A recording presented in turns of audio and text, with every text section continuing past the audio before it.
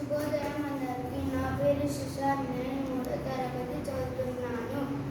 ఈరోజు నేను భాషా భాగాల గురించి చెప్పబోతున్నాను. భాషా భాగాలు పదాలు అనుసరించి 5 రకాలుగా విభజించారు. అవి నామవాచకం, సర్వనామం, క్రియ, విశేషణం, అవ్యయం. నామవాచకం. నామము అంటే పేరు.